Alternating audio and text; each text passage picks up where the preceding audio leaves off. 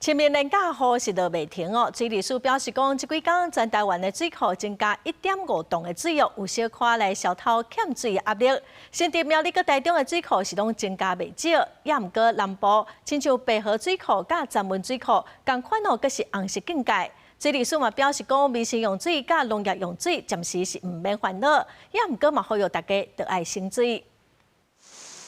受到鋒面的影響，清明連假期間，真濟所在直直落雨，嘛互全台灣水庫增加1.51噸的水量，有了消透寒人欠雨水的壓力。水利署指出，新竹、苗栗含台中雨水量有到100毫米至300毫米，這幾天以中北部的水庫入水上濟。其中哦，離寶山甲寶山第二水庫，就是離新店吼，伊是有增加1161萬噸的水。啊，離苗栗的永和山水庫，然後增加1268萬噸的水；離玉潭水庫增加3800萬噸的水。所以這個是對水庫誒，這個蓄水量哦，也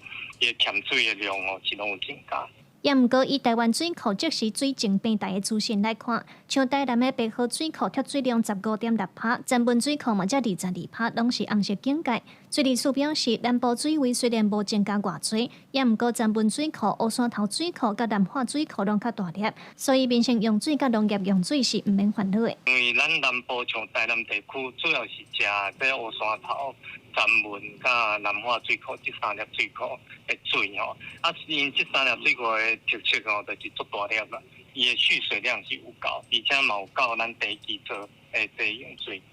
針對網絡謠傳講連假苗栗落大雨是人工情雨所引起的，水利署駁回講人工情雨袂佇咧落大雨的時陣來做，這是無影無跡的代誌。啊，若以目前水庫的水量來看，水利署表示拍算會當擋到6月底以前未分區限水，也毋過民眾用水有關是愛準則。記者盧尚珠、鄭俊佑台北報道。